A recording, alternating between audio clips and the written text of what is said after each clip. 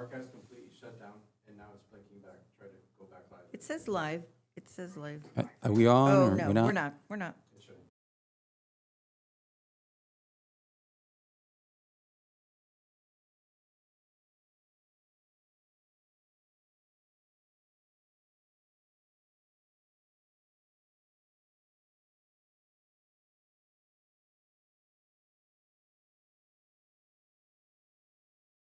But what's All right.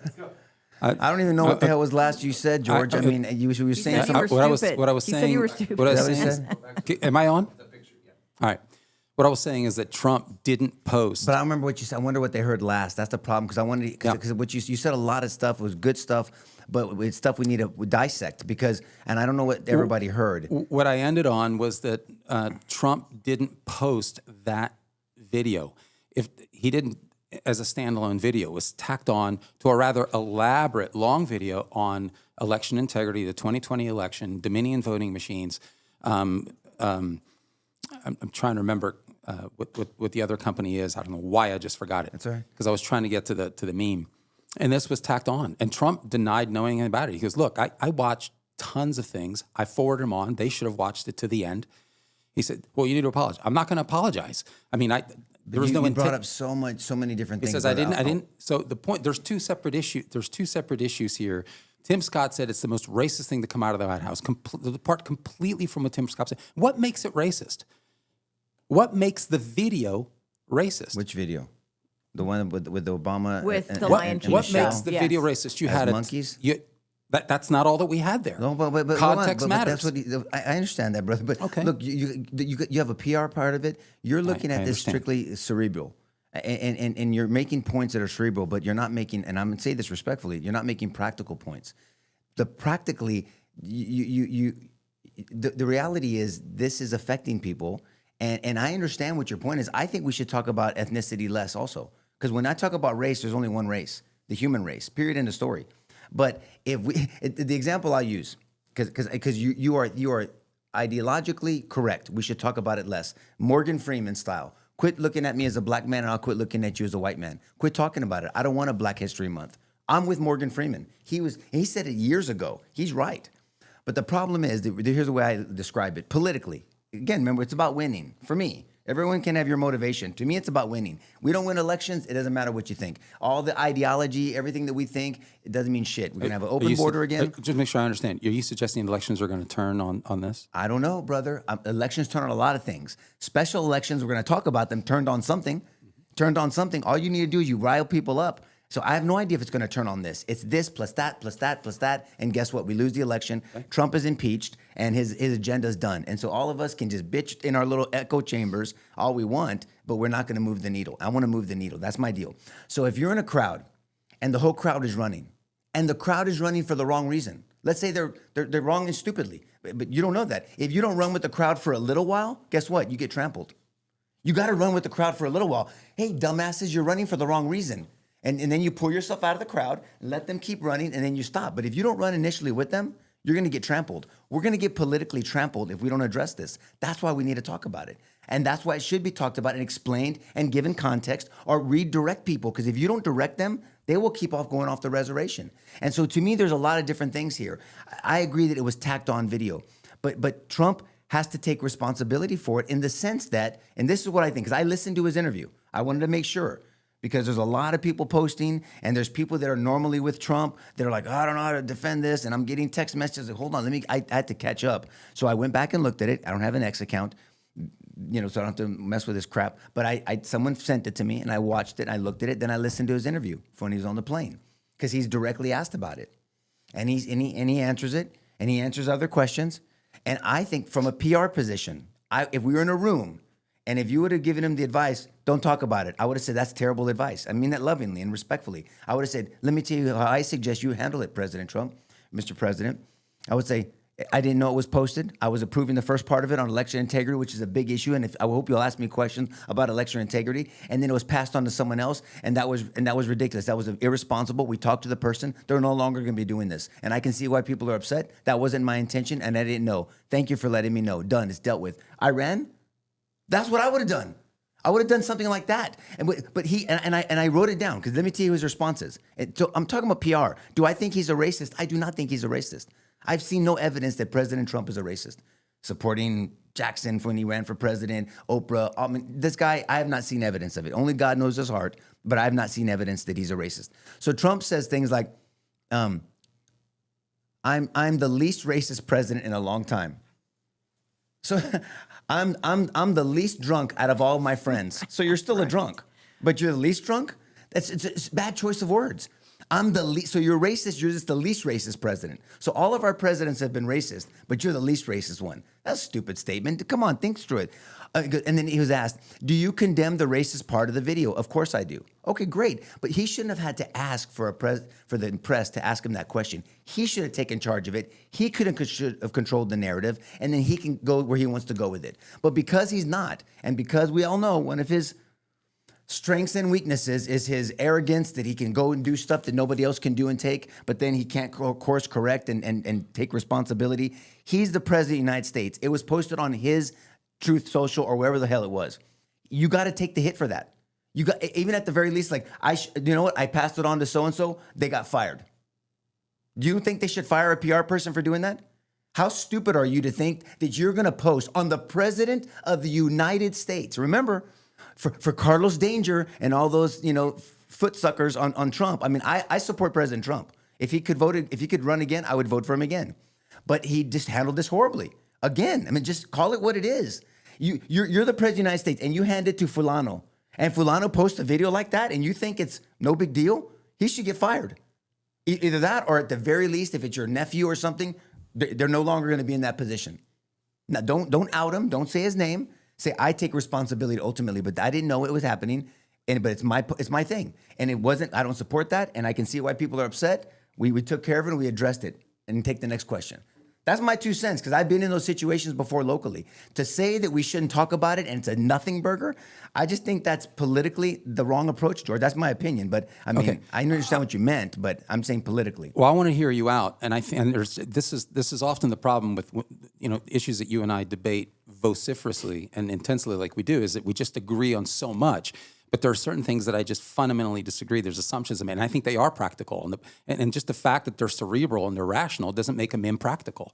And so the fact is this a racist video? Now, there are racist tropes of black persons being equated or analogized to gorillas. Yes, that's a racist trope. We need to be culturally sensitive to that. I mean, it would be stupid not to be. But what makes the video itself racist, and insanely, by extension, Trump racist? That's insane. Well, I don't think he is. And then Tim Scott comes out, a so-called really close friend of the president, and the first thing he says, the most racist thing to come out of the White House. What a stupid, dumbass thing to say. What makes that racist? What? What makes what racist, George? The whole video. It doesn't make it racist. You had Joe Biden's face on an orangutan eating a banana. He's pretty white, last time I checked. Okay, so the fact that you've got the Obamas on gorillas doesn't make it racist. Stupid. But are you going to tell me you can't see why some people think that's racist? Yes, that's a separate issue. Okay, well then that's his perception. He's what I'm not saying entitled is to say that. This is the problem with the running crowd analogy, is that we are no longer motivated to raise the debate around racism. Here's where I'm coming from. I didn't mean it that way, though, by the way. I know, but brother, that's how I took it. No, I'm saying I don't mean. Sorry, I want you to finish your thought, but you said something that I didn't mean. I didn't say it that way. I don't mean run with the crowd and call it racist. I mean run with the crowd and address it. That's all I meant. I don't mean to agree on racist or not. Just address the issue. But that's what I meant. Go on. I want you to finish. Right, but I guess what I'm saying is it's how we address it. And I agree. And when I say we shouldn't talk about it, I did that provocatively, but I also did it in the sense that I did, because what I'm trying to provoke is this idea of whether we should be constantly elevating race to the top. No, we of shouldn't. And here's the problem. Actual racial issues don't get addressed. Actual racism doesn't get addressed. My point is, I take racism so seriously, I am offended that this is the level at which we talk about race. We actually don't even talk about race. The real racists are the people who are supposedly outraged. These are people who actually practice racism. But George, you see the fact that you're No. talking about it? That's how we should do it. That's my point. You're addressing it. okay. This is my point. You came across that you wanted to ignore it, and you should be doing what you're doing right now. We should talk less about race, and we should talk about race. My point is this whole hyperventilation, which Tim Scott has only made worse.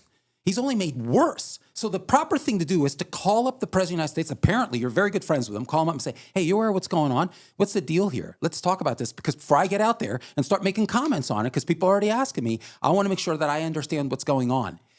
And then, but for him to go out and call it the most racist thing to come out of the White House, that's irresponsible. That's a mockery of what actual racism really is. That's all. That's the only place where I'm coming from. I'm not suggesting we don't have conversations about it. I'm suggesting we have elevated, real conversations about real racism, and that's not happening here. Tim Scott's not my issue. That was something that Karen had sent. So I didn't. I've read what you read. I'm only bringing up Tim Scott because in your text to me, if you don't mind me sharing. No, I didn't text Tim Scott, but she did. I did, yeah. Somebody said I didn't. It wasn't me. Somebody said in response to Tim Scott, sounds about right. And I said, no, that's not right at all. I completely disagree. I didn't say that. Okay, brother. Forgive me then. Yeah, it's okay. But I'm just saying. But the point is it needed to be addressed. I'm about moving the needle and PR and making sure that does this affect elections coming up pretty soon, and we're going to talk about special elections and why that happened and didn't happen and what motivates people and how people are energized and straw man arguments and what gets people going and all this other stuff, and perception is reality. And if somebody doesn't know how to handle situations and they're quiet and they don't vote, that's a vote for the other side. That's my mindset. So this is not about, ragging on Trump or not ragging on. I'm just going to call balls and strikes. And I'm going to give advice based off somebody, and it doesn't mean that I know more than other people, that I was in a very high political position here, and I had to deal with stuff, and how you deal with it sets the tone. That's all I'm saying. And so I think from a PR standpoint, I'm not saying, I believe him when he says he didn't know it, because I just think then he's stupid if he willingly put that out. But so I believe him when he says, because there's no way he does his whole post. And I don't have any problems with what you said about the staffer finding out it was just shitty judgment. It needs to be held accountable for that. I hate that this is on the news over and over again. But here's what I hate more than that. I think real conversations, substantive, real discussion, where Republicans don't throw out these bullshit apologies. And so, no, I don't think Trump should apologize. It's a bullshit apology for what? For being racist? I didn't say he should apologize. How can you apologize for something you didn't do? I'm responding with the media. The No, media's you don't apologize. No, exactly right. But you don't come across like Chris Cuomo. I'm not going to apologize for the sake of not apologizing. No, you just say I didn't know what was going on. I looked at the first part. Exactly. Here's the explanation. I looked at the first part. Voter fraud. I know people don't want to talk about voter fraud, but and he said that. I know. After you ask me these questions, because I welcome these questions. Show confidence. I welcome these questions. Don't downplay them. Don't deflect. Don't do his loop stuff that he does, or loop stuff he does, or circling, whatever he says his technique is. Just answer the questions. Welcome the questions. Be very direct about your answer. Have a solution for it, and then move on. And that's it. And then they look like the fools making something out of nothing because it's been addressed. Because people have misconstrued his interview and said, well, he didn't renounce it, and he said he was good with it, he was fine with it. Well, they're taking his comments way out of line. You have to go, because I read that comment from a number of people, and so I went back and listened to it myself. He didn't say it like that. He didn't condone it. He said, of course I don't condone that. He said, of course I don't. But he should have owned that narrative. He should have initiated it. I'm just talking from a PR standpoint. But see, I wouldn't have done that. I would not have said the racist parts of what's the racist part of the video? Brother, what? George, black people have been called monkeys for a long time. Just, that. If they would have put Obama's head, whoever did it, if they would have put Obama's head on a giraffe and a toucan, you don't have the argument. But monkeys? Gorilla? George, you can't be that. Hold up a second. Brother, come on, man. Okay, so context doesn't matter. What context? So it doesn't matter here. So this whole video, this whole meme. So you had a bunch of Democrats, white and black, on animals, right? Yes, brother. The Obamas are on, but so's Biden. Biden's on a monkey. Okay, I know. So it doesn't matter. So it's not that it doesn't matter. It doesn't matter what you think. It matters what the voters think. That's the bottom line. All I'm saying is, from a PR standpoint, you're going to tell me. This is the problem hold right on, here. George. If you're on the PR group and someone hands you that video, would you let your kids post that video?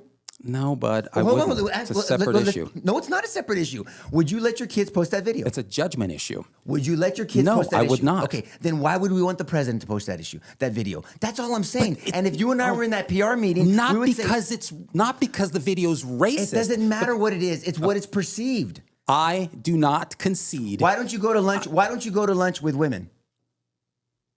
Why don't you go to lunch with women? You've told me that for years. Why don't you go to lunch with women? Answer the question. Because the why? appearance of impropriety. But Okay. are you having an affair? No, but it's the appearance. It's the same thing, George. No, what I'm saying, I got it. But Okay, you and I are talking it's about not that different. hard. We're talking about different things, totally different things. What I'm saying is that I would not have conceded that it was racist.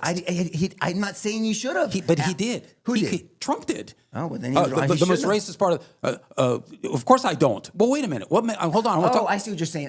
That's what I'm talking I about. think what Trump is doing is he's acknowledging the way people are taking it. I got it. That's all he's saying. I mean, I don't want to speak for him. I shouldn't say that's all he's saying. Okay, but when is it appropriate? When is it appropriate to not concede that and then actually use the opportunity to have a real conversation about race? That's what I'm talking about. George, are you going to say you would have recommended the president of the United States to say that video cannot be perceived as being racist? Black people on a monkey head, whatever, the black person's head on a monkey's body.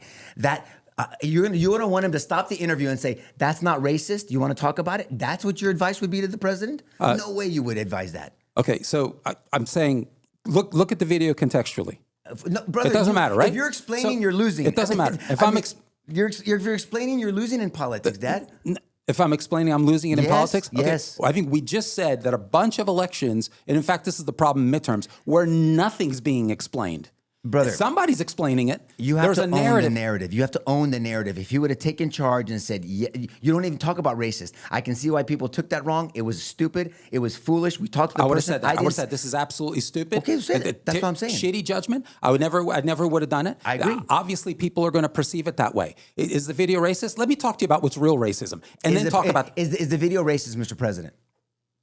No, the video is not racist. Now What you're makes it fucked, racist? PR-wide. Now you're fucked. I'm just telling you, brother. I would ask, please tell me what makes the video now racist? you're going to get in debate with the reporter on what makes that video racist? Because let's play it out. And brother, because Trump's never been in debates with the voters that he's won? This is PR 101. I'm not saying you admit it's racist. You take control of the narrative. You handle it. You move on, and then you don't have all this happening. I would say know what makes it racist. People on Facebook are taking both sides. In other words, some say the president has absolutely nothing to apologize for. Yet there are others that say you have never been in the body of the Obamas. So how do you know that they don't feel like this is racist? And George, I do see where you're trying to come from, but the bottom line is, like, didn't Roseanne Barr say something about Michelle Obama and the Planet of the Apes? And I mean, she was practically wiped off the face of the planet for doing that because of exactly what Nico's talking about. Like, it is all about perception, but the bottom line is it is perceived as racism when somebody talks about blacks and monkeys. It's like, I don't know how long that's been going on. And so when you see it, you're immediately, I was taken aback, like, why would somebody post that? I don't actually remember what Roseanne Barr said, but I do remember that. What I'm saying is there's ways in which this video would be clearly racist. If all you had was the Obamas and that's all you showed and that's what was posted, that's inarguable. But in the context of what the video actually was, the fact that it doesn't make it racist. It makes it stupid. It makes it poor, just insanely poor judgment. Nico's right. Nico asked me the question. Yes. Said, are you serious? Do you really think that people, and I didn't, but do you really think people weren't in the United States wouldn't see it? Of course they would. That's part of the problem. That we need to move on. And this is what we focus on. And like I said, the real disgusting sin of racism is never addressed. And all this does is it cements that same stupidity. We're never really going to have real conversations about racism. But why not? Why don't we just say it was stupid to report that and not try to correct people on this one issue? Let's not use this as the flagship issue. Agree 100%. It was well, no, stupid. but you're taking that position almost like, I mean, just this is not the one to stick our heels down in the dirt. Just say it was stupid. The person's been fired. I can see why people have taken it that way. That was not our intent. I didn't see it, and I would never have supported something like that. It's ridiculous. What I'm saying is when they entice the president do to you say, support the racist notion of I can see why people think it's racist? Do you think it's racist? He now that's the only thing he did smart. He just said, look, I'm not going to get into that debate with somebody. I don't condone that. That's all he said. you don't condone what? He says, I don't condone the racist part. When they asked him that question, do you condone the racist part? He goes, of course I don't, or whatever. So you wanted him to correct the media at that moment and say, what's racist about this? That would have been an absolute disaster. Because on the other side is a really stupid human being who did that. But the idea that I'm going to jump and say the racist part, I'm calling that guy a racist. I don't know that guy was intending to be racist. Why do you want to defend that, Jordan? Why do you want to defend Because this? I care about racism and I care understand that, about but- labeling people racist. This is part of the problem. Okay. I'm not going to just concede that it's racist because there's a stupid human being, maybe a 21-year-old who tacked it on there. Who knows? But I'm going to say that he's racist for that. No one's saying he's racist, but people can take this as a racist comment. Look, what do you call Mexicans if you want to be racist? Wetbacks, beaners. I can say it because I'm Mexican, right? That's the rules out there. And then black people can say what they want to say about blacks, and everyone can say what they want about whites because whites have no rights, I guess, these days. But I'm just saying these are the bullshit rules we have. Yes. All I'm saying is that there's certain things that somebody would have said, some stereotypes. Someone would have said, oh, Mexicans are going to take that wrong. Hispanics are going to take that wrong. If you call black people monkeys or gorillas, that is a racist notion. Sure. Okay. Well, then you have Obama's heads on monkeys. And we're going to debate on whether that was racist Wait or a not. minute. And If you're going to defend the kid that did The this? first isn't the second. The first isn't the second. They showed up among other Democrats, okay? And you've got other Democrats who have actually says blatantly racist things like Joe Biden on orangutans who are white. So in the context of this video, I am not prepared to say this was a racist video. I think it would be dishonest to concede that. And I think it would be unjust. Portion. They didn't say the whole video. They said portion, they asked him. And so he rightfully said, of course I do. I think he made that part of it. I think he made the right PR decision. Just move on from that part. But I think he could have handled it differently. I mean, we can belabor this. This is the kind of stuff So that what you're frustrates saying me. is if the faces of black persons showed up on orangutans or some other primate, it is necessarily, inherently, definitionally racist. Context doesn't matter, is what you're saying. What is the context of that? Well, no, I'm just Well, saying. what does it mean? Well, then give me some context that I can consider. The first context I give you, if he had posted just that, the Obamas on chimp or orangutan bodies, and if that's all he had posted, yeah, that's the context. There's nothing to argue here. So his but in safety- this particular context, I think to jump to that, especially when you have other Democrats on there, you got another black Democrat who's not on a chimp, some other animal, and you've got a white Democrat who is on a chimp body. The context clearly, somebody wasn't thinking. It was stupid, but it doesn't make it racist. Okay, And boy, I tell you, I don't even know why you'd want to take up that fight on this because one. I really, really care about racism, brother. So do a lot of people. I understand that. The people who are hyperventilating about this on social media don't give a fuck about racism in many that's cases. a different issue, Dad. I mean, But it is you can't the issue because that's what's driving the narrative. No, it's not the issue. I mean, the issue is it's PR and being wise and being shrewd I as a know, snake, brother. I've already but innocent conceded as a that you're dove, right about and that. how you handle that There's two situation. that's why I said there's two separate issues. I mean, I'm here. not now. If you put somebody on the stand and try, I mean, you try to prosecute them for being in a hypothetical court of law for being racist. I mean, then that's when you get into your stuff to defend them. That's an excellent point. That's what's happening but here. Trump doesn't know that. So you're going to get Trump in. How does he know the person's intent? How does he know? I agree. That's why I wouldn't have conceded. Wait a minute, racist. Hold on.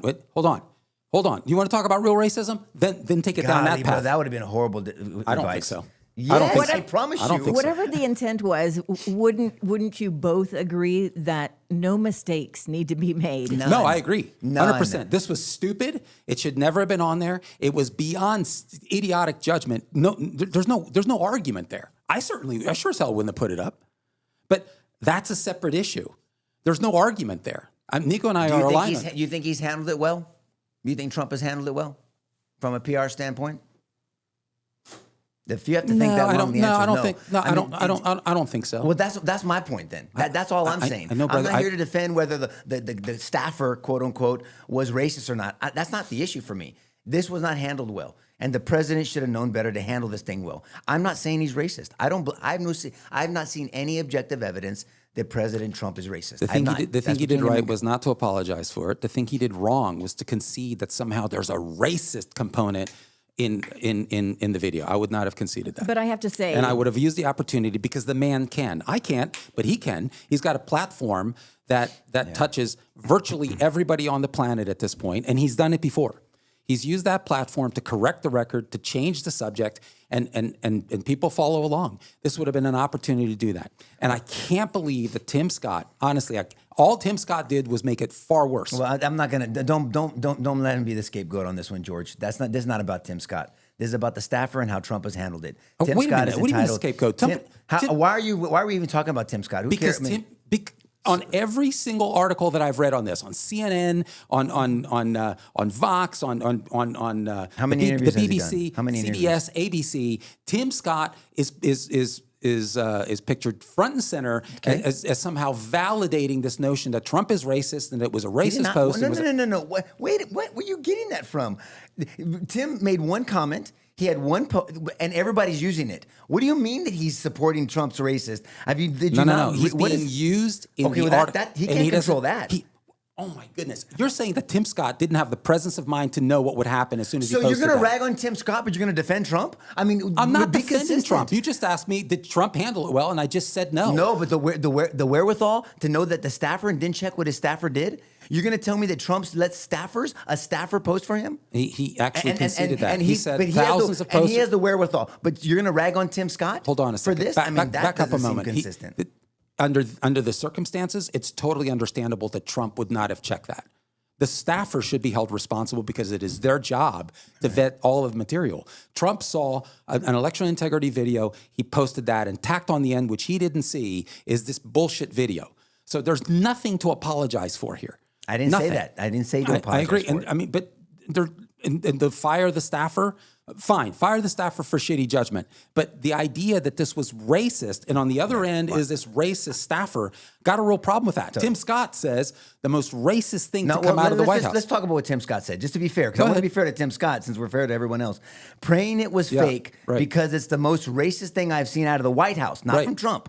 Scott said, praying it was fake. That's it. Okay. So and maybe there was more to that statement, but these little bastards in the news, they piecemeal things. So who knows what the full context was? That's all he's saying. Praying it was fake.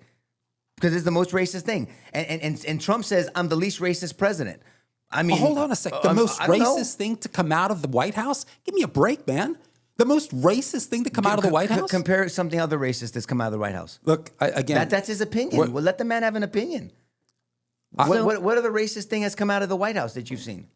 This is not, in my view, a racist video. And there's a lot of people. right. There's a lot of people who see it that way. Well, and who? because Well, that's the fine, you nation can. is split on this is the problem. Because the nation is split on this. This is a wonderful opportunity. Let's have a real discussion about the real racism that we see going on in the country. That's the type of discussion What's we the should real be having. racism? Then it goes into that. And if you're going to explain all that on the plane. Okay. I mean, When are we- because Trump handled when it are- wrong, that he's been put in this situation. He should have taken control of it. He should have come out on his own. He should have done it. He should have made a post following up on it. Instead of just taking it down, put up a real post, do a statement, come out with a video, and then don't own the disagree. narrative. That's coming. I don't disagree. You know that's brother. coming. I don't disagree. Well, it's coming 2 days too late. I Too late, don't but- Yeah. disagree. You are right about that. That wasn't my point. That wasn't my point, and I don't disagree with that. People's comments on Facebook, Gloria says, come on, you don't really believe a staffer put that out. And I have to read Robert Reyes's comment because this is what I think when you say that it was racist or not racist, fuels, Robert says, I can't believe that idiot is running this country. We are the laughingstock of the world. Because of this, huh? Okay. Well, All no, right. but that's, Yeah. but, That's awesome. Robert, thanks for making the comment, brother. But I don't agree. We are not the laughing stock of the world. You have to be honest with you. We are respected in the world. Let's just be objective about this. People respect us. People are bringing. Other countries are investing money. People want to bring their companies back here. The border's secure. Crime is down by 20%. MERS are down to the lowest in 120 years. We can go on and on and on. Here's the thing. It's not an all or nothing sum game. It's not like I either fucking hate Trump or I love him and he walks on water like, Carlos and some other people. That, no, my God, I can never criticize Trump. Or if you do, you're not a real Republican. Go piss on yourself. No, I'm going to call balls and strikes because I answer to one king. and it's Jesus Christ. It's not Trump, and it's nobody else, and it's not a political party. I answer to the architect of the universe. That's me, my worldview. So I can criticize Trump because I support him. I support my kids too, and guess what I do? I criticize the shit out of them because I want them to do better. And because I support Trump, and because I want the ideas that today are supported by the Republican platform, could change, then I want to correct and I want to get better. And so you wanting Trump to get better, or me wanting Trump to get better, doesn't mean we can't criticize him. So it's not an all or some nothing game. So Robert, with all due respect, we're not the laughingstock of this country. People try to make Trump the laughingstock, and he adds to it because he does some stupid shit. Now, he didn't do this, he claims. I'm going to take the man at his word. I'm going to take the man at his word. Gloria, you have a legitimate question. You're like, you really think Trump didn't know? That's legit. I'm not offended by someone pushing back on that because he posted at 2 a.m. But do I know? Did I post everything on my social media when I was in office? No. Did I approve everything? Yes. And so I would tell Chris, I would say, Chris, this is all I want to say. And he knew me so well, he would put a post together, then he would send it back to me, and then I would Nicoize it to make sure that when people read it, they knew it was from me. That was my way of doing things. Always run by somebody, and then every once in a while I post it on my own, even though I'm not very I'm technologically challenged, so I always had problems with it. I would screw it up. But all I'm saying is Trump should have a better system. He's been doing this long enough. For this to get by him was ridiculous, and he just, that was foolish of him. For this to get by Trump or somebody high up in his administration was ridiculous, and it was an unforced error. He explained that he saw... or it's either that or he knew it was there, and he thought it was funny, and it backfired. It's one of the two. It's either foolish and stupid because he lost control of who was posting what for him, or he thought it was going to be cutesy, and he's like, oh, shit, guess what? It's going to be a staffer that nobody knows and nobody got fired for. I don't know. Both are legitimate to me. That's all. Can we talk about the mistakes, though? Fair points. Fair points. But again, I care about what Trump does. I care about his policies. Those are the things I care about. And what I'm saying is this is not going to affect one vote. Not one vote. People know how racism conversations go in this country. And they know that real racism is taken hostage. They know that. They know this is all bullshit. How do you say that that's not going to affect one vote? If somebody stays home, if somebody's embarrassed to push Trump, if somebody's embarrassed to advocate for Trump and speak publicly of him, if other people go out, if somebody stays home, if somebody goes to vote that didn't vote, they say, oh man, I wouldn't have voted. I can't. There's no Democrats. I'm a Democrat, but I don't want to support the Democrat. You know what? I'm not going to vote for a Democrat. I'm just going to vote against Republicans. The against Republican vote is real. So to say that it's not going to affect one vote, I just think that's wrong. I mean, I don't. You're not making a connection. How in the world? Yes, I just made the connection. What are you talking about? Because somebody is embarrassed to vote Trump in 2024. How many people are supporting Trump besides you on this issue? I don't know. There's a lot of people on social media who are. There's a lot of people. This is a divisive topic, which I can't stand. I don't know why we just can't say he handled it wrong. He's not racist, and I wish he would have handled it differently. And you should fire the staffer and get better because he was foolish to not control his. I mean, that to me is just that's calling. That is balls the and logical strikes. thing to do, but then there is the media, and they are loving this. They're of course loving they are. this. That's because why Trump it's has handled it ahead. wrong. Mm-hmm. Because Trump has handled it wrong. They're loving this. That's why. You don't. They can love it all they want. They ignore the stuff they want to ignore. They emphasize the stuff they want to emphasize. But here again, it's 300. 300. Watch the movie. We would need to take everything and give nothing. You cannot give even a foothold. Ephesians 3:27. Don't even give a foothold to the opposing side. And this is more than a foothold. It was an unforced error, and you didn't have to do it. Either by managing his social media better, one, or two, by handling the response, the damage control better. He had two opportunities to do it, and he fumbled both of them. And that doesn't mean I don't support him. I don't understand, but I wouldn't put. I mean, speaking of the SAVE Act. Well, it's important, not only with the SAVE Act, but also these losses in Texas, that why mistakes are so incredibly important and why they should be avoided at all costs, whether you perceive him to be a racist or not. People read into things because they're human and they have their own experience in life, but what do you think about what happened in Texas? And what do you think about the SAVE Act? Why are these such hard realities to swallow right now? And I mean, what do both of them mean? Why isn't the SAVE Act already a law?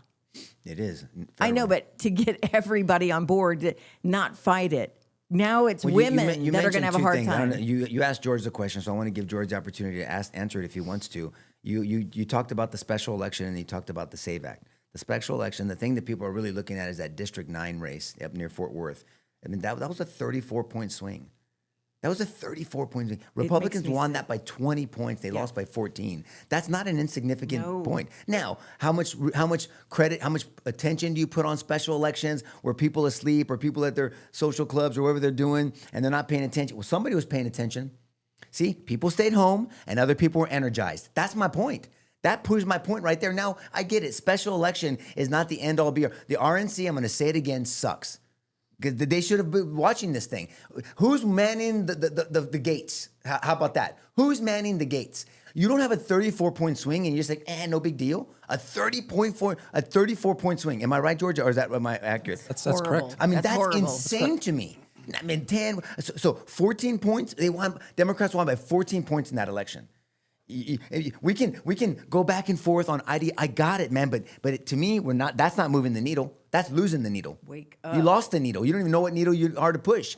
And if you don't think November is going to be around here, around the corner, you're lost your mind and you're asleep somewhere. And that's why these kind of things get me, brother. I think all those things are true. I don't think this is going to the good news is I don't think this is going to translate to a November loss. I mean, there's no reason to conclude it right now. There's reasons to be concerned, warning, but I mean, I'm not there yet. Part of the problem here, Nico, is, and let's just go back for a little bit of history. You're talking about Kelly Hancock, and who used to be in that position, and then stepped down to take a interim comptroller position. Okay. And was hired by the current comptroller, and the thinking is that it'll give Kelly Hancock an advantage when he comes up for a vote on this. Now the concern is he may not even win the primary. So much for that advantage when the comptroller comes up. But so I don't even think that. I think that's where the mistake started, because in 2022, you're right, he won by 20 points. Trump won by 17 points. So what happened here? And I honestly, I just want to step back a little bit and see what actually happened in November that triggered this particular special election. There was a runoff. It was interesting. And the problem here is I don't think we'd even be talking about this. I don't think Taylor Emmett would have won at all, even though he had a significant amount of support. I don't think he would have won if the ticket hadn't been split. And I didn't realize the ticket had been split. So Taylor Emmett ran against Lee Wamsgans, whom Trump favored, but also running as a Republican. There were 2 Republicans against 1 Democrat. That didn't help. And I thought, well, okay, no big deal, maybe a couple points. No, it was a lot. So basically, the split was 42 points to Taylor Emmett in November. And then Lee Wamsgans had 36 points. And then you had, it was 48 to 36, Lee Wamsgans. And then you had another Republican, John Huffman, who took 17 points. So had Huffman not ran, I don't think you'd even be talking about this kind of stuff. So I think we really need to look at why the hell did you have 2 Republicans running like that? Well, this is the That's lack of just unity. pure stupidity. That's right. So I think Nico's right. I think this is shitty strategizing. The idea that there wasn't hindsight to see what was going on here, that nobody was following this, you're just taking it for granted. So I think that's the issue. I don't think it's because there's some huge ideological shift. I think there's concern. That's always a concern. But I don't think we'd even be talking about this if it wasn't for that split. And I'm frustrated by it because this is, again, where the hell is the RNC? This is really shitty stewardship. So I think that's what's going on there. And I don't think we're going to have that problem. Nico, you know that Republicans traditionally don't show up. It's frustrating as hell in non-major elections like this. And I think that's what happened here. But it was on steroids. And by the way, talk about shitty turnout as well. There's about a million people, 900,000 to 1 million people in District 9. Do you know how many people showed up for this? 118,000 people total. That's it. So we got 12%, maybe 13% of people that showed up. But this is my point. That's the whatever the Republican leadership in that area. You got to get people to come out. And first of all, we got to get candidates that are electable. I mean, if the Republican Party thinks they can just throw up some weekend at Bernie's candidate, and I'm not saying I don't know these candidates, I'm just saying, in the past, I've seen, is anybody running for this position? Oh, Frankie's going to run? Great, Frankie. And Frankie's the dipshit. I mean, no, Frankie, you shouldn't run. We're not going to support you. Get electable candidates, and can they campaign effectively? Yeah. Can they campaign? You can have a great candidate, but if they're a crappy campaigner, you're going to lose. You got to campaign. You got to go out there and press the flesh. You got to feel the pulse of the community. You got to go in there and touch people and talk to people and be there and expose and respond to issues. And look, if a lie goes unchecked, it becomes the truth. I've seen, and I've always said that to people. If a lie goes unchecked, it becomes the truth. In trials, I don't just let false narratives go unchecked. I check them through cross-examination and through putting on a case in chief ourselves. Yeah. And I think we showed that in the last 2 big trials we've had. I mean, the narrative was completely different. I mean, you're talking about going into a narrative where everybody was against you, and we have to proceed strategically, in a certain way, in my humble opinion. And so I look at these things as trials. Elections are trials. The verdict by the jury is election day. That's it. That's their vote. And so you're in a trial. You're trying to get someone to vote a certain way.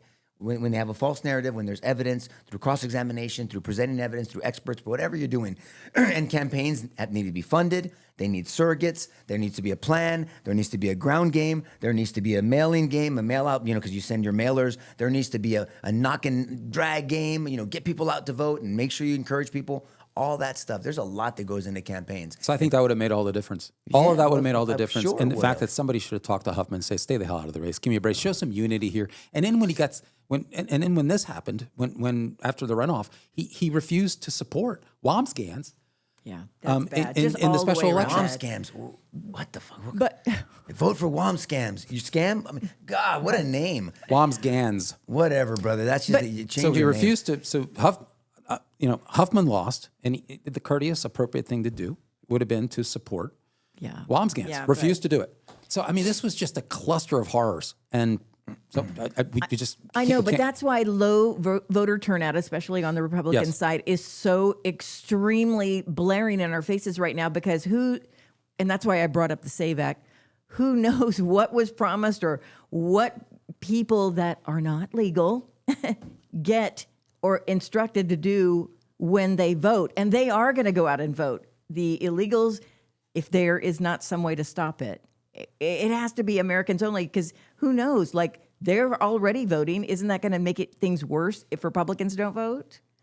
No, sure, of course. I mean, look, the Democrat, this is well established now. The Democrat machine is very, very good at, it's very good at registering people who shouldn't be registered.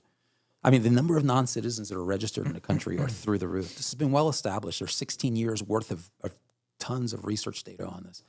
And not from Republican sources, but from, the Harvard YouGov poll started in 2008 that said 15%. It was 33,000 American adults. Said 15% of non-citizens are actually registered to vote illegally in the country. Yeah, that was in 2008. In 2014, the election, there was an electoral studies journal that came out and looked at that data pool and added additional data sources and looked at it and said, hey, man, that 15% number is actually low. It's more like 25%. And then they concluded, Nico, it's a ridiculous number that 25% of non-citizens are not only registered to vote, but about a half of those actually vote in national elections. And then they confirmed that about 7% voted in the 2008 election, and 82% of those voted for Barack Obama. We knew this in 2014. And then if you guys can check this out. It's the Journal of Electoral Studies. I think it's December 2014, volume 36, pages 149 to 157. And then justfacts.com, which is an educational research institution, came out sometime in 2025, looked at the 2008 data from Harvard YouGov, looked at the electoral studies paper, then we got U.S. Census Bureau and said that 25% number is actually low. It's more like 27%. And at the end of the day, by the time the dust settles, we've got about 2.5 million non-citizens that are voting in national elections. And when you got national elections, Nico, that turn on less than 100,000 votes across 7 swing states, you don't think we have reasons to be concerned? You don't think we need the SAFE Act? So you've got the Democrat Party who doesn't give a shit about the American voter, truly. And then talk about real racism, says that black persons are either too stupid or too lazy to get a driver's license and voter ID and confirm voter citizenship. And to do that, that's analogous to Jim Crow laws. That's Now ridiculous. it's women. That's true racism. Yeah. The fact that black persons are too stupid or too lazy to do this. when at the same time in blue states, they're tripping over themselves to give Hispanics and Central Americans and South Americans driver's licenses. So Hispanics can have driver's licenses, but black persons apparently can't.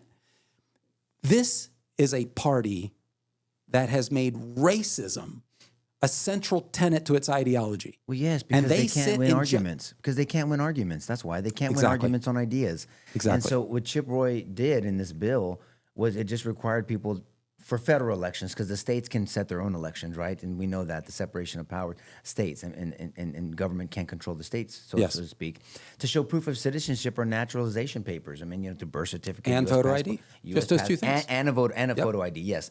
And so I don't understand what's so bad about that. I mean, you need IDs for a lot of things. We've talked about this before, getting an apartment, doing a lot of different things.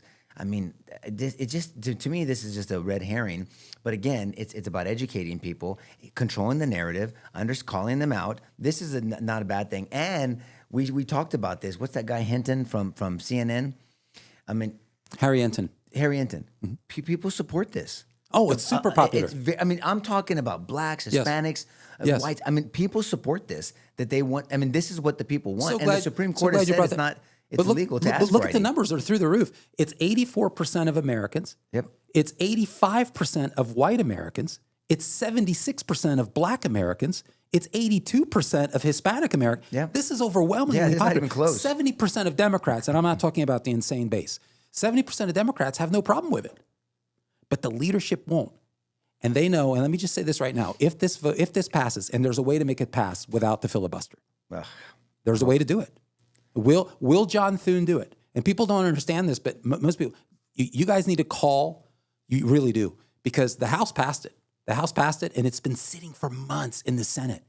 And I want to know why John Thune hasn't brought it up. It's my view that if they pass this, Nico, I don't see how Democrats will win another election.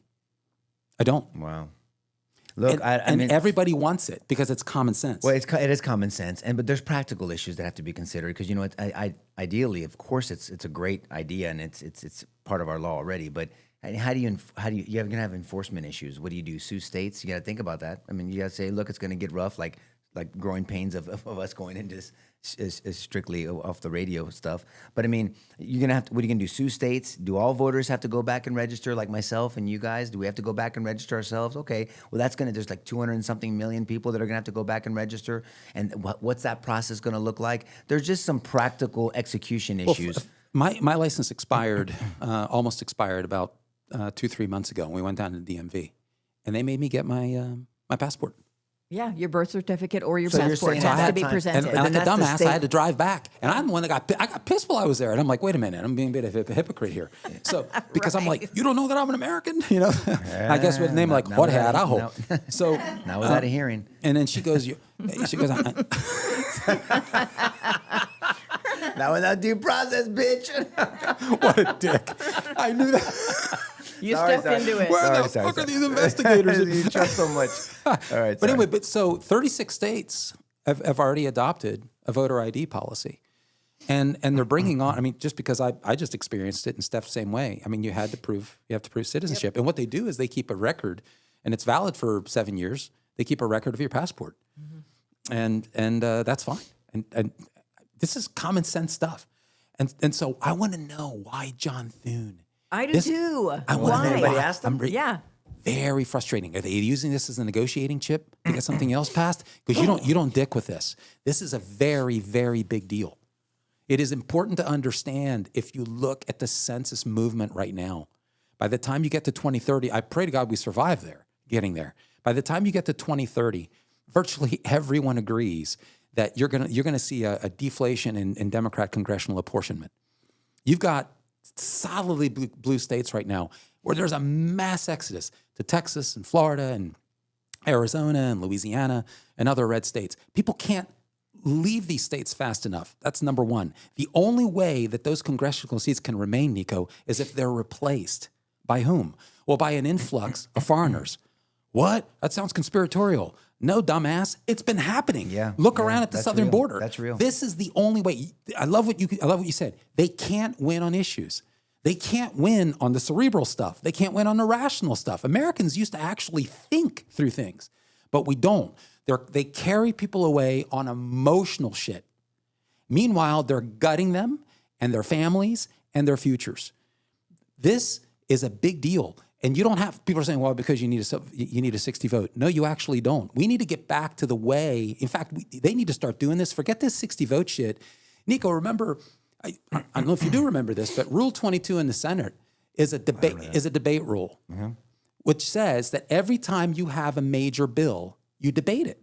There's a concept. The Senate is a deliberative body. It's meant to debate things. So the way this is supposed to happen is Senator Nico LaHood brings a bill to the floor on Monday evening. And then you literally park it from Monday to Thursday where you have just rigorous debate. Why? Because you're trying to persuade your body for your argument. And then there's a vote on Thursday. In the Harry Reid era, they said, you know what? Screw that. We're not going to do it anymore. We're going to get away all that debate stuff. And so we're going to have this 60 vote thing. And what we'll do is we'll do all this backroom conferencing. And we'll make sure we have everybody on board. And we can skip the debate and it just bring the bill on Monday evening and automatically vote to pass it. John Thune doesn't have to do that.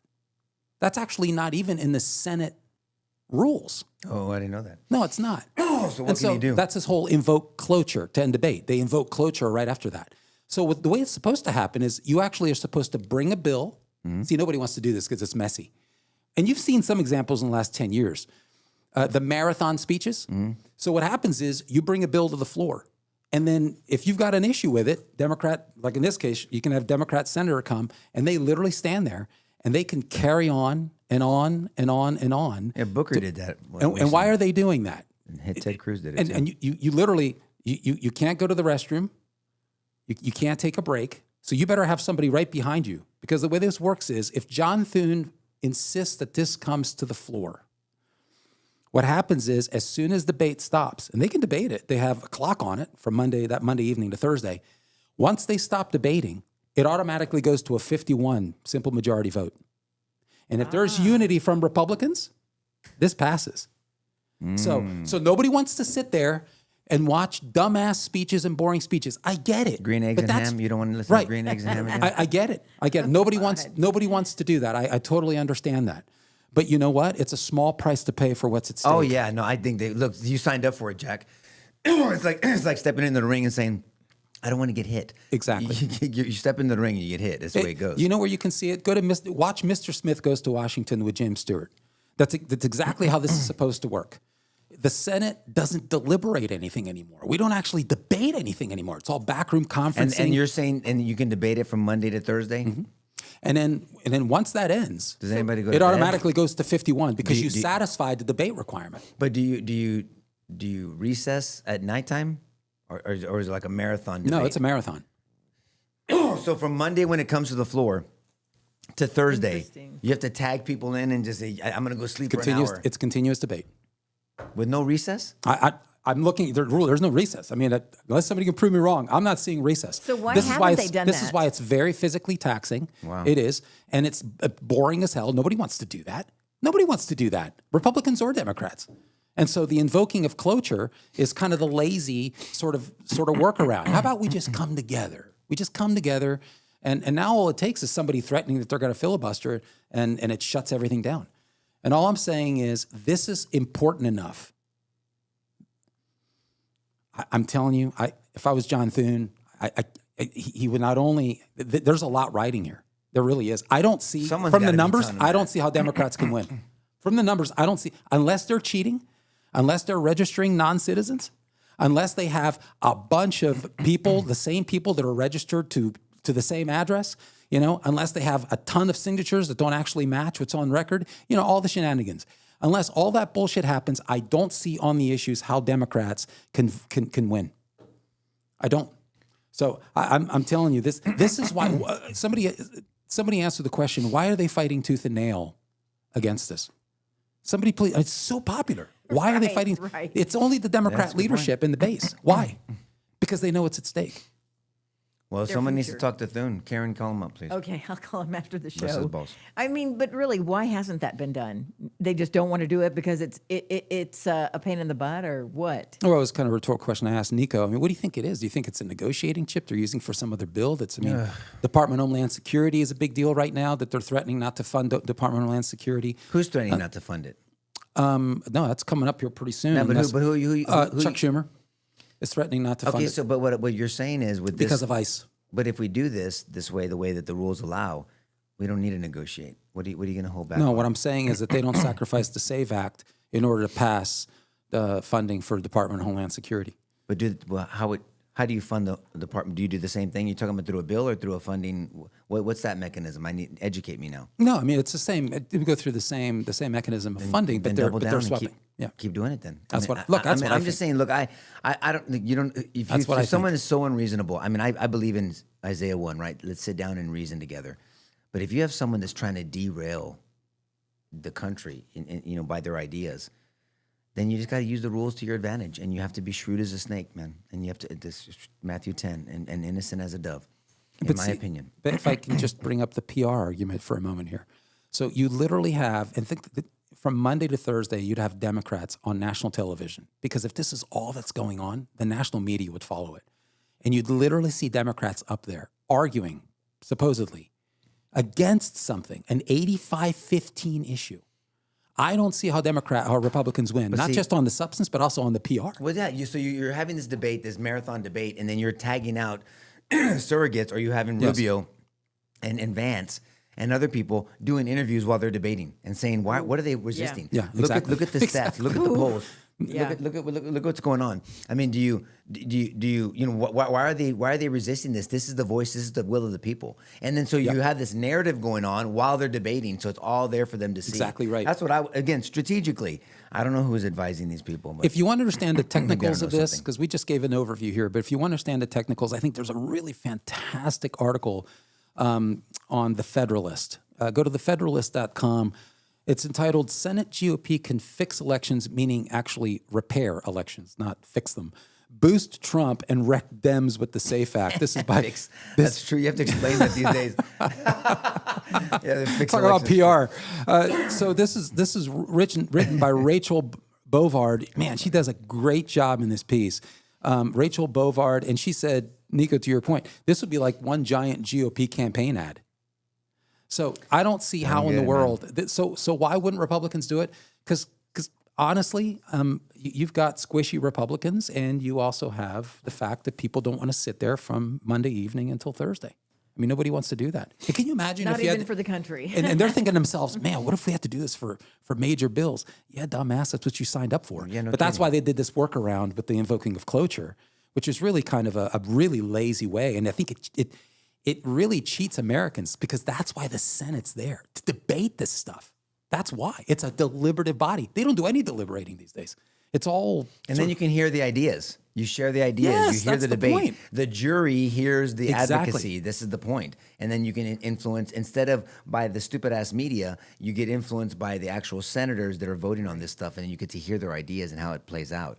And you can hold them accountable with your vote. Or how And ridiculous. for the vast majority of American history, it was that way. Well, yeah.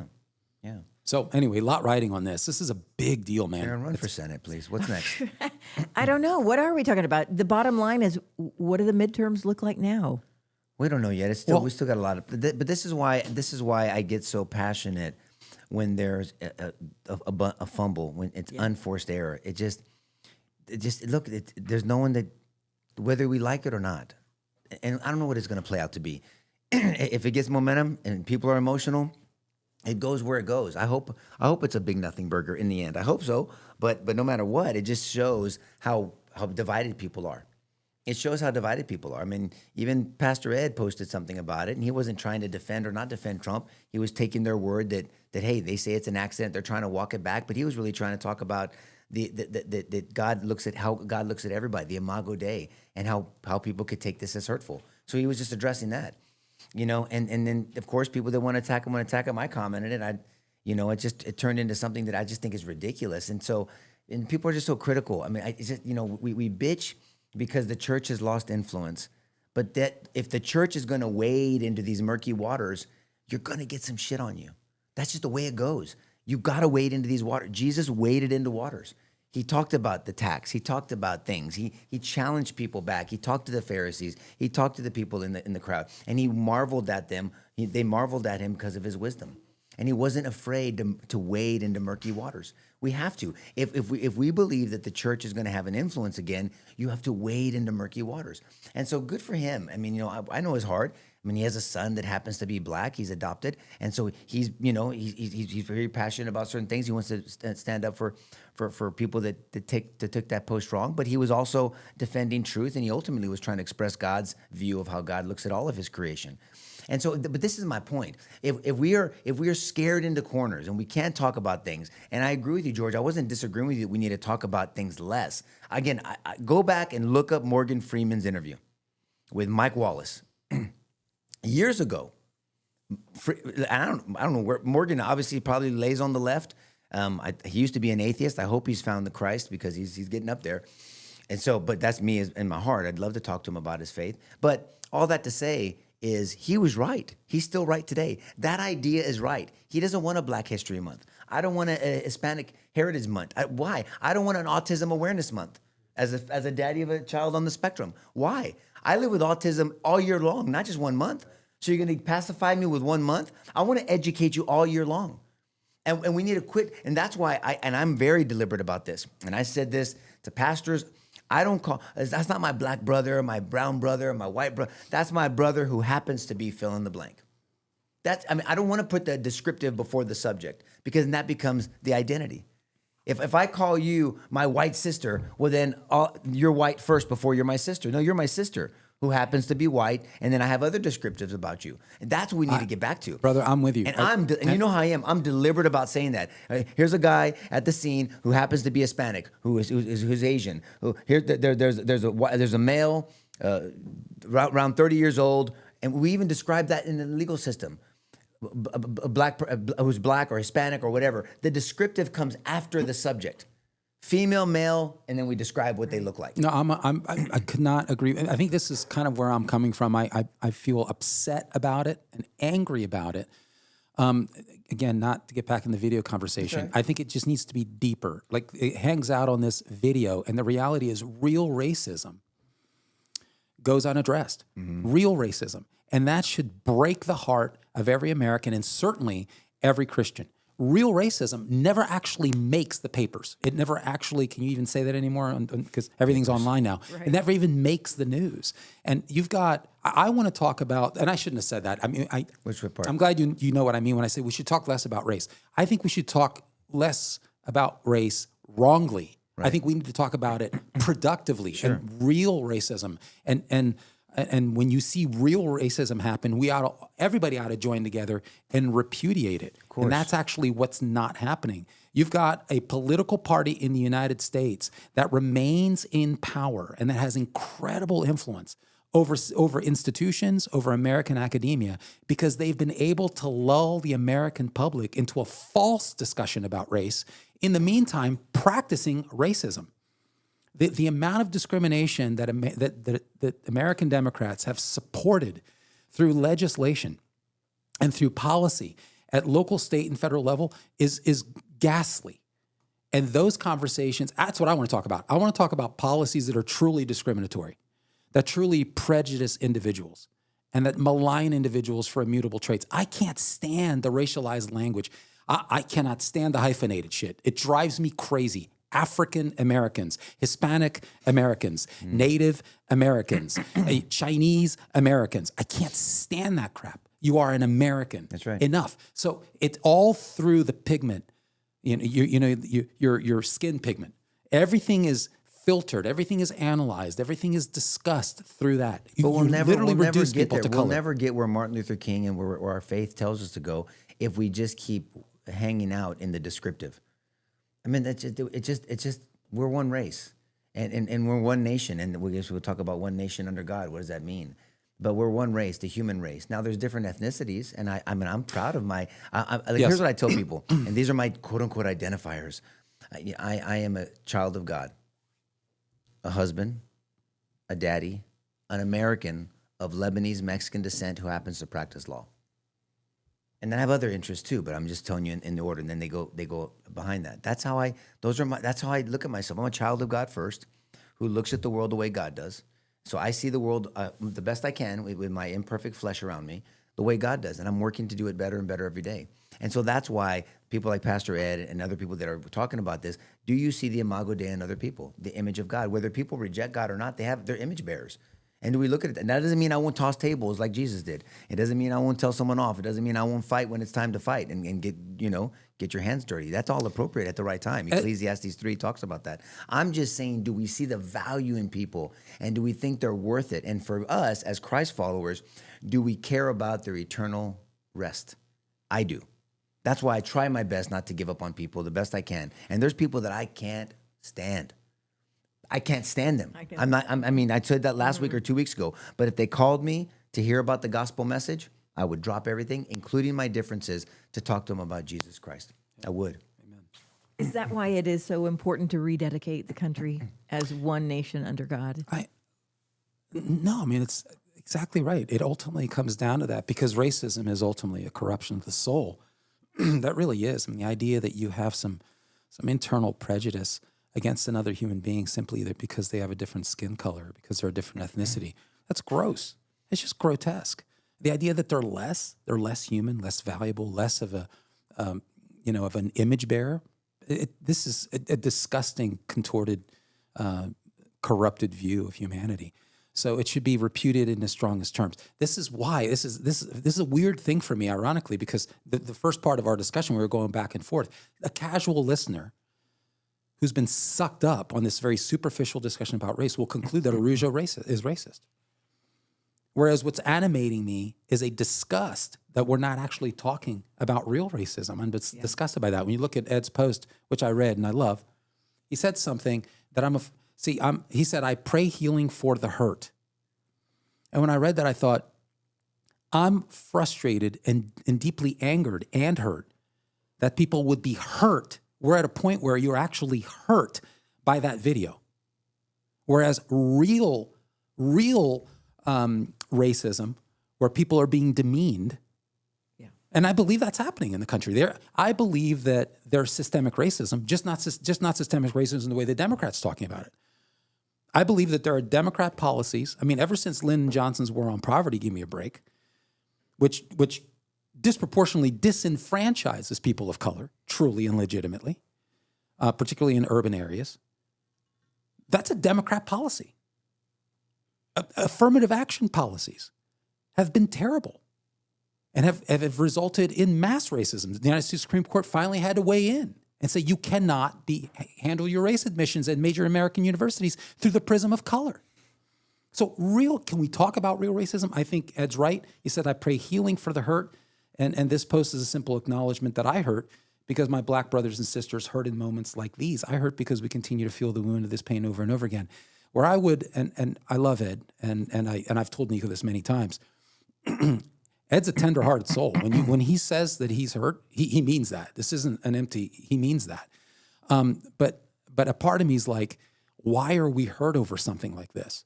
Whereas the real racism, where we should be pained and hurt, we never have those discussions. So why are we hurt? Do we really want to be hurt over videos like this? Because I don't think that's wise. I don't.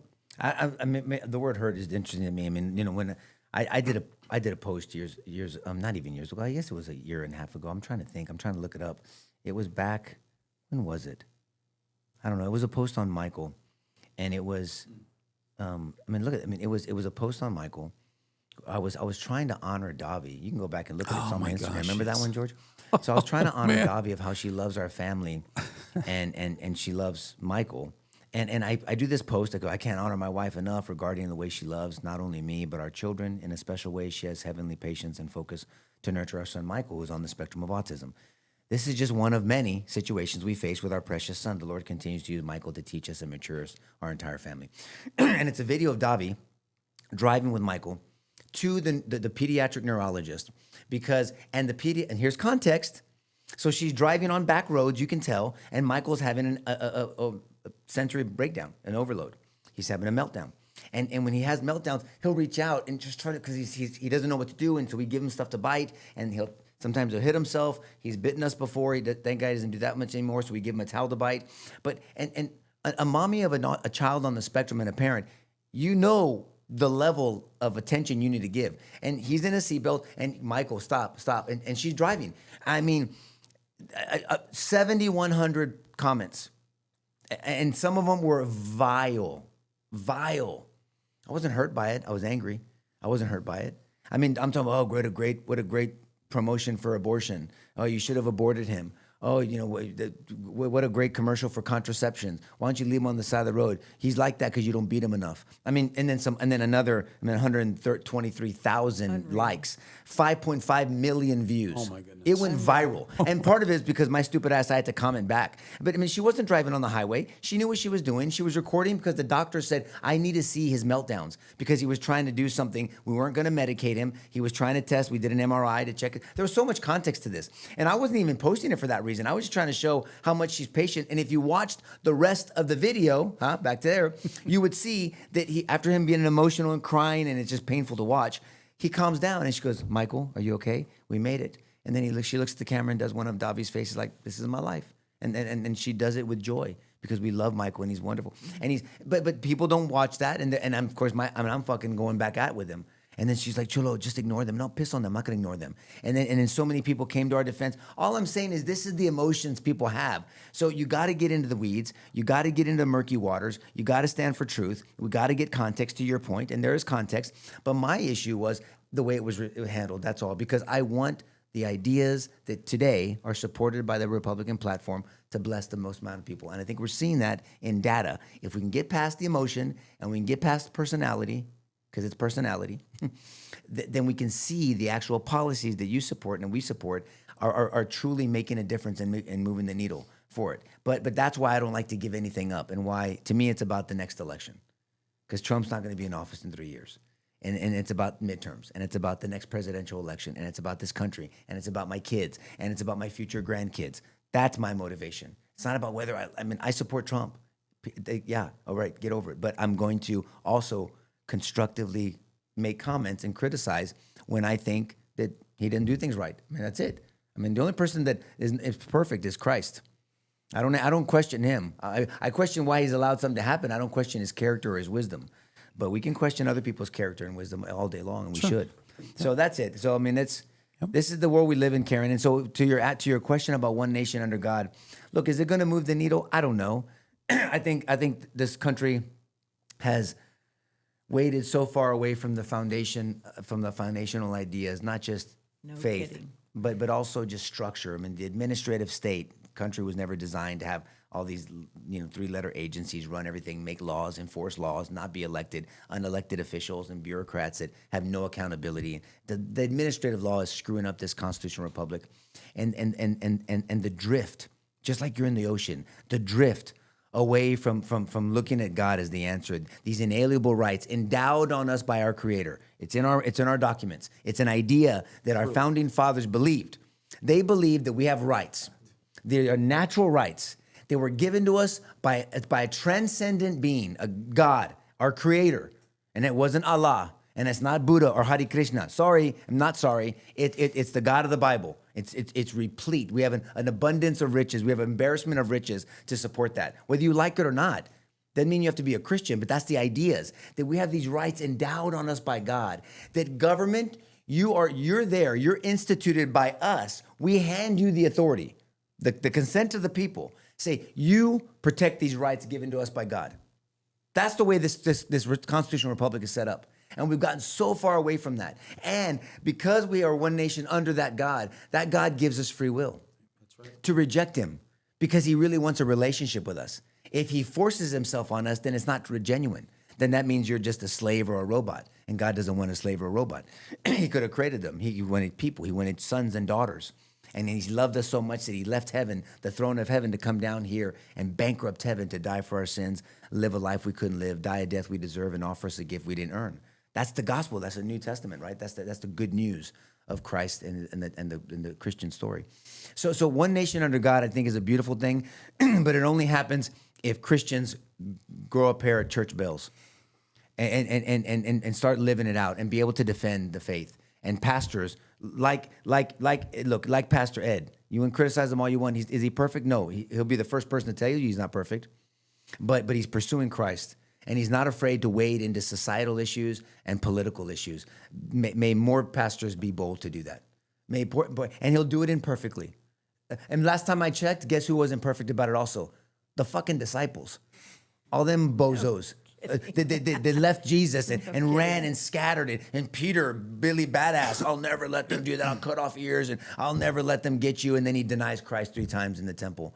Embarrassing, right? I mean, so all I'm saying is good for Pastor Ed and other pastors. Now pray for wisdom, have counsel, do things right, think things through, right, George? We're talking about with Trump. Think things through and make sure that your good is not spoken evil of, but be shrewd as a snake, Matthew 10:16, but be innocent as a dove. Right, and so good for Pastor Ed. But one nation under God, the concepts idea is good. It's on our exchange of value for a reason. In God we trust, and that's the God of the Bible. I mean, and we need to do a study of what our founding fathers believed, and we should do that. So I think it's good, but is it going to do anything? I don't know, because guess what? If we don't win the next election, they'll be rededicating it back to Baal or whatever, some other non-Christian deity. So it's only good for now. But if you want it to last, you better win elections. Yes. Back to my first point. So that's all. That's my opinion on it. George, Karen, you jump in if you want to, whatever. How can you add to that? I don't know. Seriously? But I like that there's a document on the White House website that actually gives the history of previous proclamations and the historical affinity for Christianity, Judeo roots of the country, Judeo-Christian roots of the country. There's congressional declarations that we've talked about many times before. There's a deep-seated, historical connection with the Bible, the God of the Bible in this country. And so Americans just simply are not aware of it, and they just don't know anything about it. And just the fact that I said that over the last 30 seconds, people will think, what's this guy's talking about? What about the separation of church and state? Like, that's the only level that Americans can even talk at today, not recognizing that there's no such thing in the Constitution as separation of church and state. It's not as there. Nico has said many, many times, and on our Radio Christianity, we've talked about this topic. This is a letter that Thomas Jefferson wrote in response to having been asked a question by the Danbury Baptists. Back in, I think the letter was written by the Danbury Baptists on August 7th, 1801, and then Thomas Jefferson became president and then responded, I think, in January of 1802. And then he used this idea of the separation of church and state to make a broader point. And the point was actually the reverse than the way it's used today. It's basically simply to say that you have constitutional protection rights to express your religious views in public without fear of reprisal from the government. So in that sense, there's a separation of church and state. That doesn't mean that government shouldn't be influenced in any way by religious convictions. It doesn't mean that people shouldn't be elected to the United States Senate or Congress, and certainly President of the United States, who don't have these convictions. And yeah, guess what? Specifically Christian convictions. Oh my goodness, what are we going to do? Is he arguing for theocracy? No, this nation was founded on principles that are decidedly rooted in biblical principles. But there's no one to defend that. And so I'm glad this president is making some inroads in that sense. Nico, he said this at the prayer breakfast, right? On February 5th, and when he announced it. And he says, when our founders proclaimed the immortal truths that echoed around the world and down all the way through time, they declared that all of us are made free and equal by the hand of our Creator. And then he said that he's going to hold a Rededicate 250 on a national mall on May 17th to rededicate America as one nation under God. He says, we're inviting Americans from all across the country to come together in our national mall to pray. Then he launched earlier this year in September. This is all part of an effort to start talking about the religious roots, the Judeo-Christian roots of America. He has the America Prays Initiative. They published this 22-page document that they put on the White House website, the Christian roots of the country, historical prayers and sermons. I mean, this is a full court press to bring the American people back in touch with their Judeo-Christian roots.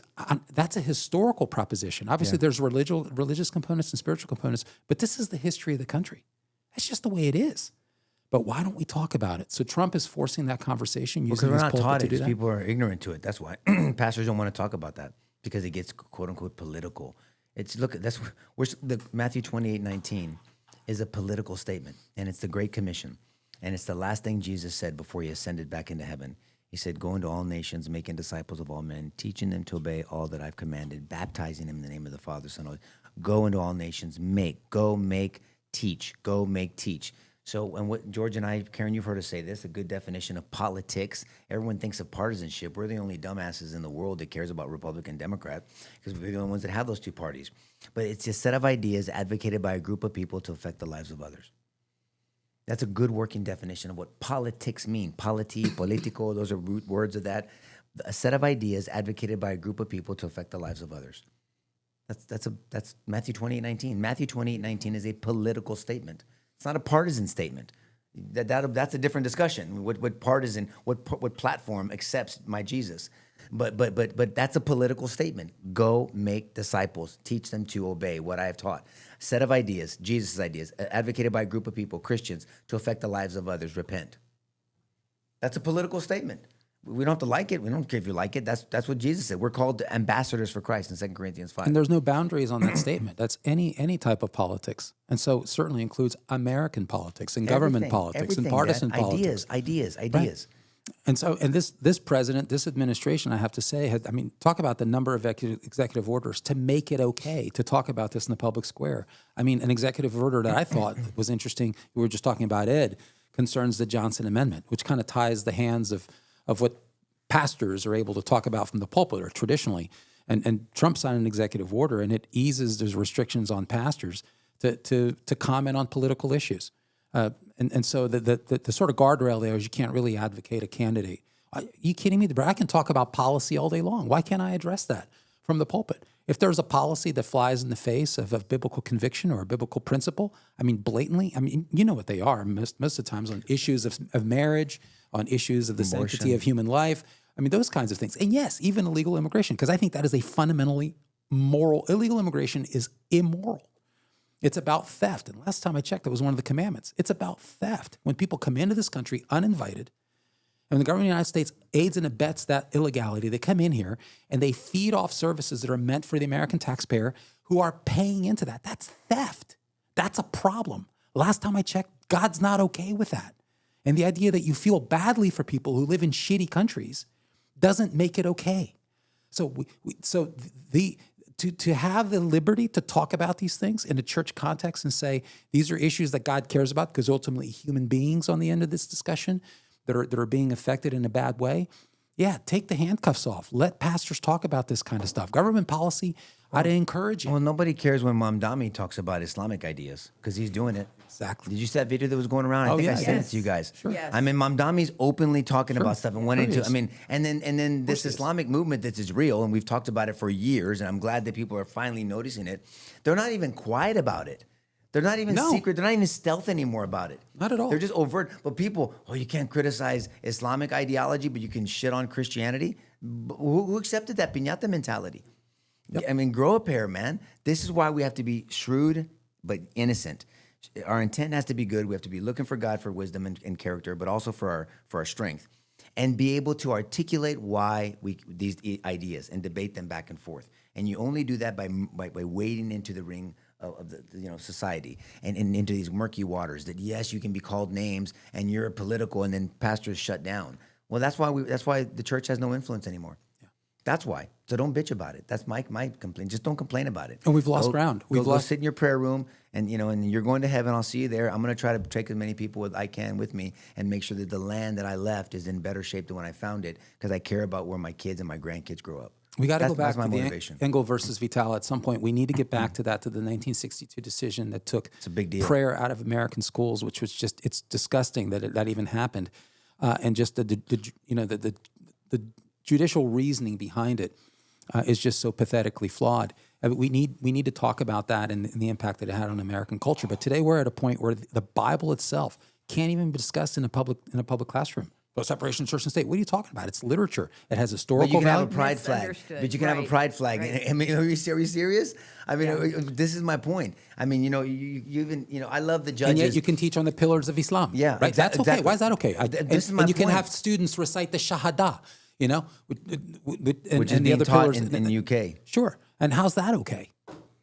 I mean, look, the judges that say, you solemnly swear to tell the truth, the whole truth, nothing but the truth, help you God. I love when because what does it say at the consequence of perjury or whatever they do now, they take the God part out of it. It was the idea that you came into a court of law. If you lied about someone's character, that's character assassinations. Proverbs 6:16. God hates that. He hates lies. And because he's the God of truth, right? He is truth, the way, the truth, and the life. And you swear to tell the truth, nothing but the whole truth, and nothing but the truth. So help you God if you don't.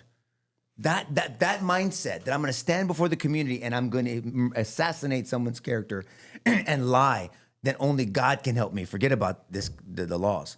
That's the concept about so help you God. But we don't have. That's not the ideology of this country anymore. No, I mean, a God-fearing populace. You didn't have to attend church at one point. You didn't have to consider yourself Christian. But there was an ethos, a shared ethos, a framework of morality that bound the country together. And it was decidedly Judeo-Christian. And so what we're saying is, and I think the Republican Party is saying this is good for the country to come back to it. This isn't a nuance. It's not new. Come back come back to the roots and reacquaint yourself with American history. Trump has also issued executive order, and it's led to guidance from the Department of Education, which he says, look, I expect a bunch of lawsuits, but I think we'll win it, to really address the things that we're talking about here, where you can't talk about these things in public schools. That's just insane. Teach American history. This is fundamental part and parcel to American history. The convictions that motivated our founders, who I would not all call born-again Christians. I don't know that I even could call a majority of them, if any of them, born-again Christians. But they're on a spectrum of Christianity, some are more orthodox than others. But what is absolutely true is that shared across virtually all of them is that they believed that the Bible and the teachings of Jesus Christ were worthy of attention and that those principles should be enshrined in our founding documents. That's why I call the Declaration of Independence a theological statement. Mm-hmm. How do you read the Declaration of Independence and not come across concluding that there's a theological proposition that's being made? Of course there is. Absolutely is. We hold these truths to be self-evident, that all men are what? Created equal. That's They're right. endowed by their Creator with certain inalienable rights, that among these rights are life, liberty, and the pursuit of happiness. Really? That the governments are instituted among men, deriving their just powers from the consent of the government. From the people. From the people. Why do governments exist? To preserve rights. Right. That to preserve these rights, governments are instituted. They didn't derive rights. That came from God, and governments exist to preserve those rights. That's right. And so that's what the Union was founded on. It's a theological statement. Why can't we talk about it? I mean, seriously. And so based on that, then you have 27 grievances, because they said people are precious to God and they have certain fundamental rights. And now you have King George, who's abusing these Any things. relation Here's to you? 27 grievances to talk about how human beings are being abused, and so I love it. On the basis that human beings have natural rights and are being abused by a government that's lost control. So the whole thing, the founding of the country, is based on this notion that human beings are precious before God and that governments ought to exist to preserve the preciousness of human beings. Is that where we are today? Hell no, but we got to get back to that. So, I mean, let's do some rapid fire, any comments or questions, and we'll wrap it up. No commercial breaks today, so at least that went well. That's good. But maybe we'll have some in the future. Did people survive the... No, they did. Everybody's still talking about it. And just a couple of questions before we wrap it up. Mm-hmm. One, are you living on stolen land?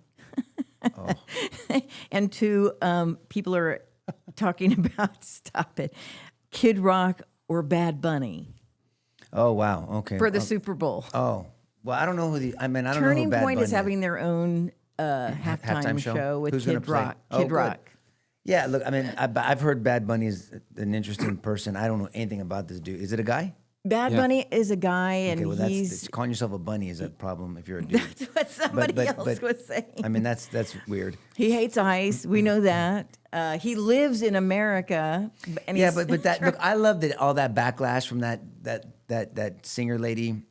I don't Billie know. Eilish, yeah. Eilish. I my thought at first I thought it was Billy Idol. That's I'm aging myself. Right, Billy right, Idol. right. Billie Eilish. Eilish. Well, I mean that Native American group came out. We talked about That this was on hilarious. R-rated Christianity, and they said, "Oh, since you're on stolen land, call us so you can get back our land." And this Which is the she lives hypocrisy. on, Yeah, this is right. the hypocrisy of Yeah. it. I mean, and we talked about it on Wednesday. We can talk about it again on another Yeah, show about yeah. stolen versus conquered, and then you're going to go back to the Spaniards, to the The whole Mexicans, world was and then the conquered. Mexicans to the Aztecs. I mean, Right. everything's been conquered. I mean, Right. and even indigenous people conquered other indigenous people. That's right. So this, I mean, what are we going to do? What are we doing here? I mean, It's an unsolvable problem. There's no Poor way. little There's thing. simply no way, really, anthropologically, to determine who the actual original That's right. people were. And the other problem is they're actually not around. So even if you wanted to compensate, who the hell are you going to compensate?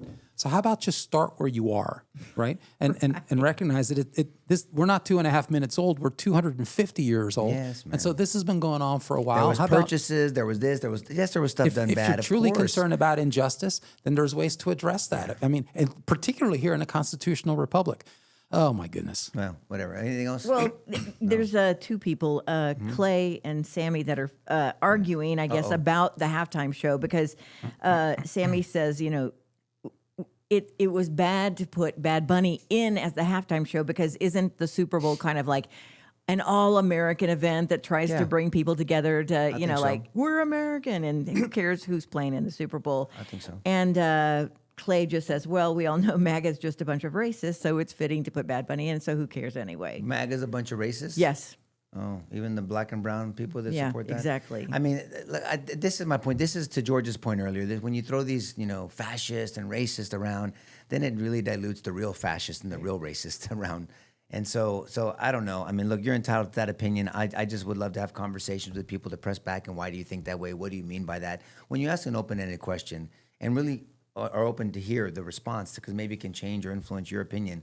And then you see what really people really believe. I mean, that's like my cousin Vinny. Whatever you said is bullshit. Okay, great. Well, why is it bullshit? So now explain it to me and show me why it's bullshit. Then maybe you have my verdict. But I mean, he's entitled to his opinion. I disagree with him. Yeah. Also, it's not a. But Go ahead. I was just kind of about the NFL. I mean, Yeah. what are they doing? It's the National Football League, for goodness. They don't understand that football has been traditionally an opportunity to bring Americans together really shelf man. their political differences Right. just for the moment, come back together and have a ritual, a genuine ritual that celebrates your country, which is about Thanksgiving and stewardship, which is, I know it seems to me decidedly Christian to do that, and just a good thing to do, to be grateful. I mean, I find ingratitude grossly and just disgusting. The idea that you're not grateful for your life. I mean, I realize even people who are having significant hardship. I mean, my own story. We have significant hardships. We came to this country under hardship. We suffered gross hardship. My parents lost everything they had. Imagine anybody who's listening who's concerned about injustice. You literally lose everything overnight, and you're in a different country. And when we were here, we did experience racism. We did. Came from a different country. We looked different. We were poor as hell. Your parents have accents. Yes. I mean, couldn't speak the language forever. Yes. I mean, truly. So we experienced all kinds of discrimination. No, it wasn't pretty, but we were so grateful. I don't know if I've ever told you a story. I'll keep it short. But my mom tells a story about how we were in a rundown house, my dad with his hands, and my mom really, with her bare hands, that it was a condemned property. I mean, there were dead animals inside. In Africa? Inside, no, here in the United States. Within 6 months of getting here, my dad found a condemned property and then rehabilitated it. And it became our first home on Cherry Lane in Pennsylvania, in Souderton. And so there we were. And so I remember the whole process. I mean, there were dead animals in walls. I remember, ceilings would cave in on us on occasion. I mean, it was a piece of work. And so one day, in the aftermath of all this, my parents were sitting on borrowed furniture. There was a Mennonite family down the street. We had no money to get furniture, and they donated their old furniture to us. We were just kissing the ground with that. I remember that. And my mom tells a story of she was sitting with my pop on a couch that had just been donated from our neighbor. And she looked at my pop and she said, "Can you hear that, Tony?" And I was like, "I don't hear anything." She goes, "Exactly. Yeah. It's peace." I mean, when you go through a civil war and when you don't know if you and your kids are going to be dead in the morning, That's right. and that's your reality, where you actually experience real racism at the hand of communists and autocrats. When you experience that, and then in the United States of America, I mean, all this stuff kind of pales in comparison. Just the idea, Nico, that we get to have a conversation and not worry about the door being knocked down, being accused, grabbed, taken to jail. I know you defend people who experience that. But the idea that this isn't policy in this country, that we have a constitution, that there is peace in this country, and that we can effectively disagree. This is a huge blessing. But there's Huge blessing. And man, I love when your mom tells stories, but then also you can go to Chicago in certain areas and there is no peace, and all they do is hear gunfire, and people get killed because of secondary accidental rounds miss the target and hit somebody else. And I don't want anybody to live in a country like that. No. And that's why we need to have order. We need to support the institution of law enforcement. We need to train them up and give them resources so they can know what to do in situations. We need to empower the citizen themselves to be able to defend themselves. That's why I'm a big Second Amendment person. We need to encourage free speech, free expression of religion. We need to be able to talk to people and love your neighbor as yourself. Biblical principle, by the way. I mean, there's so much more. So one nation under God is a great concept to me, whether you're a Christian or not. Because the ideas are good ideas. And whether or not you're a Christian, neighbor you should as yourself. respect. I mean, have respect for the country. To serve instead of be served, to give instead of receive. I mean, these are biblical principles that Christ teaches. And I think that's why this bad money issue is an issue, a big issue. And the NFL should know better. It's a ritual that brings Americans together. And this piece of shit, I'll say it that way. And this is where I became aware of him at what was it, the Yankees Blue Jays playoff game. And during the seventh, so he does this thing. During the seventh inning, They were they playing God Bless America? And he remained seated. Yeah, that's Right? awful. So, really? So if you don't like it here that much, then leave. Yeah. Get the fuck out. Yep. Go. I mean, I don't understand why you would come here and mock and disrespect the country. Ellen DeGeneres, she's coming Oh, back. I for read goodness somewhere. sakes. Oh my Wait, gosh. I didn't read She's that. back. She's going to be your neighbor. All right, Not guys. mine. Well, thank you for joining us. Appreciate you. Thanks for tolerating and sticking with us through all the Thank you, transition. thank you. Oh, there's a trigger word, transition into a new season for us. I mean, we're going to be doing this. We're going to be really pushing social media, hopefully with your support. Contact Karen if you have a business or you just want to support us, because obviously we've kind of reallocated resources because we self-fund this thing, which has been a joy and a ministry, and we enjoy doing it. But if we're going to take it to another level, we need sponsorships. We need so we'll need that. So contact Karen. I'll put on Facebook. Yeah, my name's Karen. Yeah, your name's Karen. How do you, whatever. We'll call you Erica. Contact Erica Kirk. I was calling TPUSA, giving them sidebar Yeah, she'll- If we contributions. were contacting her, we wouldn't need any Buy money. some sparklers. All right, guys. God bless you. Share this with someone you think may benefit from it. Thanks for joining in. Have a wonderful weekend.